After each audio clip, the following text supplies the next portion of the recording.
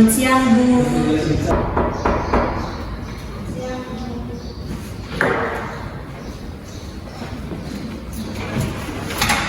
Halo, selamat siang. Silakan masuk. Silakan duduk, adik.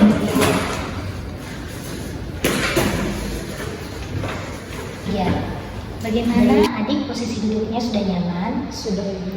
Baik, kalau boleh tahu dengan adik siapa dan dari kelas berapa? Saya Yana, Ibu. Saya dari kelas 12. Ibu. Baik, adik Tiana, selamat datang ya. Ibu sangat senang kamu bisa datang pada hari ini. Sebelum kamu datang, tadi kamu mata pelajaran apa di kelas? Tadi mata pelajaran sejarah Indonesia, Ibu. Wah, pasti sangat menyenangkan ya kamu bisa belajar tentang bagaimana sejarah perkembangan bangsa kita Indonesia ya. Lumayan menyenangkan, Ibu. Baik, Diana. Ibu sangat senang hari ini kamu datang. Bagaimana perasaan kamu? Saya tidak terlalu baik, Ibu. Saya sulit tidur beberapa hari ini, Ibu. Terima kasih ya, kamu sudah mau berbagi. Sebelum kita mulai, saya akan menjelaskan tentang sesi konseling kita pada hari ini. Jadi, sesi konseling kita pada hari ini akan berlangsung sekitar 45 menit. Apakah waktu tersebut nyaman untuk kamu? Iya, Ibu. Waktu itu sangat cukup, Ibu. Saya tidak ada kelas sampai jam 11 siang nanti, Ibu. Baiklah. Liana, tujuan dari pertemuan kita pada hari ini adalah untuk membantu kamu mengelola kecemasan yang sedang kamu rasakan. Dalam proses ini, kita akan bersama-sama mengidentifikasi pikiran-pikiran yang mungkin memperburuk kecemasan kamu dan belajar cara untuk menantangnya. Bagaimana menurut kamu? Saya sangat setuju, Ibu. Saya mau perlu bantuan dengan pikiran-pikiran negatif saya, Ibu. Ya, saya sangat menghargai keterbukaan dan keberanian kamu untuk mencari bantuan, Liana. Itu langkah yang sangat positif. Bisakah kamu ceritakan lebih detail tentang apa yang membuat kamu rasakan kecemasan itu? Saya sangat cemas untuk ujian nasional nanti, Ibu. Rasanya seperti seluruh masa depan saya itu bergantung pada nilai ujian ini, Ibu. Saya sudah belajar dengan keras, tapi saya merasa tidak siap. Saya takut mengecewakan semua orang, Ibu. Jadi di sini kamu merasa sangat cemas tentang ujian nasional dan kamu juga khawatir akan mengecewakan orang lain karena kamu merasa tidak cukup siap. Meskipun kamu sudah belajar dengan keras ya. Iya. Sepertinya ada perasaan takut dan tertekan yang cukup besar di situ. Iya, Ibu. Saya merasa sangat tertekan, Ibu. Apa yang membuat kamu berpikir bahwa kamu akan mengecewakan orang lain? Orang tua saya berharap saya bisa masuk universitas negeri terbaik. Guru-guru saya juga sering mengatakan bahwa saya pasti bisa mendapat nilai tertinggi. Saya merasa ada beban berat di pundak saya, Ibu. Baik, dari banyaknya masalah yang sedang kamu hadapi, mana yang menurut kamu perlu untuk kita selesaikan terlebih dahulu? Apakah kecemasan kamu tentang nilai ujian, tekanan dari harapan orang lain, ataukah kesulitan tidur kamu? Saya rasa pikiran-pikiran tentang nilai dan ketakutan mengecewakan orang lain itu adalah akar masalahnya, Ibu. Kalau itu bisa diatasi, mungkin saya bisa tidur lebih baik, Ibu. Baik, Yana, mari kita fokus pada pikiran-pikiran tentang nilai dan harapan orang lain terlebih dahulu ya. Untuk kedepannya, kita juga akan membahas tentang teknik relaksasi untuk membantu tidur kamu. Baik, Liana, dalam pendekatan yang akan kita gunakan pada hari ini, kita akan melihat bagaimana pikiran-pikiran kamu mempengaruhi perasaan dan perilaku kamu. Di sini kita akan menggunakan model ABC, di mana A itu adalah kejadian pemicu, B itu adalah keyakinan kamu tentang kejadian tersebut, dan C adalah konsekuensi berupa perasaan dan perilaku yang muncul. Bisakah kamu ceritakan satu situasi spesifik minggu ini yang membuat kamu cemas? Kemarin saya mendapat nilai 85 pada ujian simulasi matematika, Ibu. Padahal biasanya itu saya selalu mendapat nilai di atas 90. Saya langsung panik dan saya berpikir bahwa saya akan gagal di ujian nasional nanti, Ibu. Baik, mari kita analisis dengan model ABC tadi ya, Adik. A itu adalah nilai ujian simulasi kamu tadi, yaitu 85. C itu adalah perasaan panik dan kecemasan kamu. Sekarang, apa B atau keyakinan atau pikiran kamu saat melihat nilai tersebut? Saya berpikir bahwa saya tidak cukup pintar, Ibu. Kalau simulasi saja tidak bisa dapat nilai sempurna, nanti bagaimana dengan ujian nasional saya, Ibu? Saya akan mengecewakan semua orang, saya harus selalu mendapat nilai tertinggi, kalau tidak berarti saya gagal, Ibu. Terima kasih ya, kamu sudah membagi pikiran-pikiran kamu dengan jujur.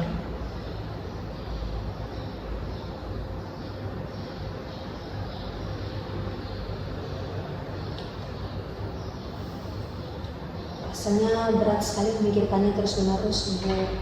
Saya bisa melihat betapa beratnya perasaan itu untuk kamu, Liana. Sekarang kita akan menantang keyakinan tersebut dan melihat apakah benar-benar masuk akal. Satu keyakinan yang kamu ungkapkan adalah, saya harus selalu mendapatkan nilai tertinggi. Kalau tidak berarti saya gagal. Apakah ini benar-benar masuk akal? Tentu saja, Ibu. Bagaimana saya bisa masuk universitas top kalau nilai saya tidak sempurna, Ibu? Pertanyaan yang bagus ya, Liana. Dulu ketika saya kuliah, saya juga melihat banyak teman saya yang masuk universitas top dengan beragam nilai. Yang terpenting di sini adalah konsistensi dan pemahaman mereka secara keseluruhan, bukan hanya nilai sempurna di setiap ujian mereka. Coba kamu pikirkan, apakah semua mahasiswa di universitas top memiliki nilai sempurna di setiap ujian mereka? Apakah ada bukti nyata bahwa nilai 85 satu ujian simulasi menentukan nasibmu di ujian nasional nanti? Mungkin tidak semua, Ibu. Saya punya senior yang masuk Universitas Indonesia walaupun nilainya tidak selalu sempurna, Ibu. Tepat sekali. Itu pengamatan yang sangat baik. Sekarang apa bukti yang mendukung pikiran kamu bahwa kamu akan mengecewakan semua orang jika tidak mendapatkan nilai tertinggi? Sejujurnya tidak ada, Ibu. Orang tua saya tidak pernah marah ketika nilai saya tidak sempurna. Mereka hanya bilang untuk terus berusaha. Jadi sebenarnya di sini tidak ada bukti yang kuat untuk mendukung pikiran bahwa kamu akan mengecewakan semua orang. Ini mungkin lebih merupakan interpretasi atau asumsi kamu sendiri, Liana. Bagus. Sekarang mari kita coba pikirkan keyakinan yang lebih seimbang dan rasional tentang situasi ini.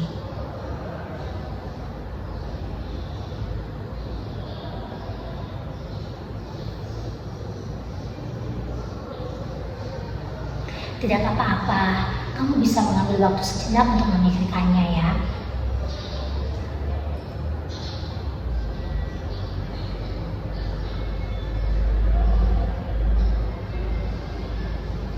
Diana, berdasarkan diskusi kita pada hari ini, bagaimana kamu bisa merumuskan pikiran baru yang lebih seimbang tentang nilai ujian kamu? Mungkin mendapat nilai 85 tidak berarti saya bodoh atau saya akan gagal, Ibu. Itu hanya berarti ada beberapa materi yang perlu saya pelajari lagi dan tidak ada yang mengharapkan saya sempurna selain diri saya sendiri. Ya, itu sangat bagus ya. Kamu sudah mulai mengenali pola pikir yang lebih seimbang.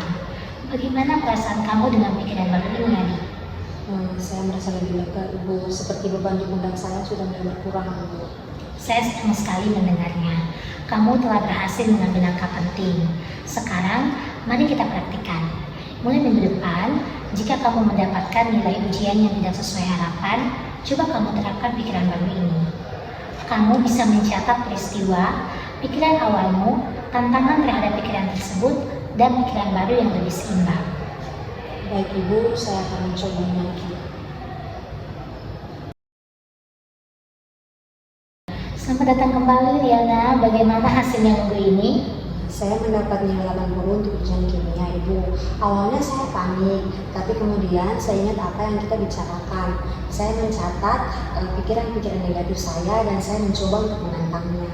Saya mengatakan pada diri saya sendiri bahwa ini kesempatan untuk belajar lebih baik lagi, bukan bukti bahwa saya akan gagal. Itu kemajuan yang luar biasa.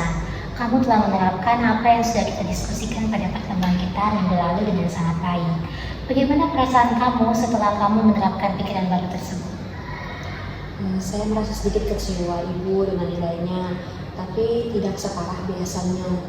Saya bisa tidur dengan baik malam itu dan keesokan harinya saya minta bantuan guru untuk membahas materi yang belum saya kuasai.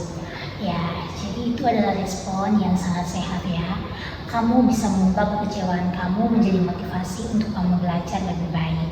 Kamu juga sudah mencari bantuan yang merupakan strategi yang sangat baik. Bagaimana dengan keyakinan kamu tentang harus mendapatkan nilai yang lebih tinggi? Saya menyadari bahwa itu tidak realistis, Ibu. Yang terpenting adalah saya bisa melakukan apa yang terbaik dan saya terus belajar untuk belajar dari kesalahan yang saya hadapi itu, Bu. Saya tidak setuju jika kamu menyebutkan bahwa itu sebagai sebuah kesalahan. Mendapatkan nilai 80 bukanlah sebuah kesalahan, melainkan proses dari pembelajaran. Tapi saya sangat senang ya melihat perubahan cara pandang kamu yang mulai menjadi lebih realistis. Iya, Ibu. Maksud saya belajar dari hal-hal yang belum saya kuasai dengan baik, Ibu. Tepat sekali Liana, itu cara pandang yang jauh lebih sehat ya.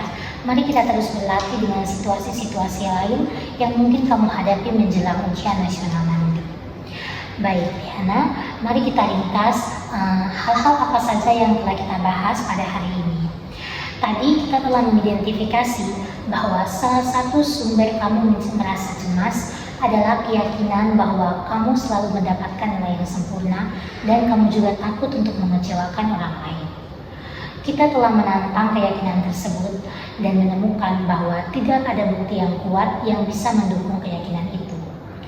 Kamu sudah mulai bisa untuk mengembangkan cara berpikir yang lebih seimbang dan hasilnya kamu merasa lebih lega serta bisa tidur lebih baik. Kamu juga sudah mulai menerapkan strategi baru dalam menghadapi nilai yang tidak sesuai dengan harapan kamu. Ya, Ibu, saya merasa lebih baik sekarang, Ibu. Liana, di sini kamu telah membuat kemajuan yang sangat baik. Kamu telah mulai untuk mengidentifikasi pikiran-pikiran yang tidak realistis tadi dan kamu sudah bisa untuk menggantikannya dengan pikiran yang lebih seimbang. Untuk minggu ini dan minggu depan nanti, bisakah kamu mencatat situasi yang bisa memicu kecemasan kamu, pikiran awal kamu, dan bagaimana kamu menantangnya? Baik, Ibu, saya akan mencobanya. Terima kasih banyak atas bantuannya, Ibu. Saya merasa lebih ringan sekarang, Bu. Sama-sama Liana, ingat ya bahwa kecemasan itu adalah suatu hal yang normal, terutama saat kamu sedang menghadapi ujian yang sangat penting. Yang kita lakukan adalah memastikan bahwa kecemasan itu tidak berlebihan dan justru kecemasan itu bisa menjadi motivasi kita untuk belajar menjadi lebih efektif lagi. Pertemuan kita pada hari ini sudah selesai. Mungkin ada hal lain yang ingin kamu tanyakan atau mungkin ingin kamu diskusikan sebelum kita mengakhiri sesi ini? Tidak ada, Ibu. Saya rasa sudah cukup untuk hari ini. Baiklah, untuk sesi berikutnya kita akan jadwalkan pada hari Rabu minggu depan ya, pada jam yang sama seperti pada hari ini. Minggu depan kita akan mengevaluasi perkembangan kamu dan kita akan membahas strategi kelanjutannya. Apakah kamu setuju? Iya, Ibu, saya akan datang hari Rabu pada minggu depan. Terima kasih atas partisipasi kamu hari ini ya Liana. Saya sangat menghargai keberanian kamu dan kerja keras kamu. Sampai jumpa di minggu depan ya. Terima kasih kembali, Ibu. Sampai jumpa di minggu depan. Baik, makasih. Ya, Ibu. Mari saya angkatkan, silakan. Ya, silakan.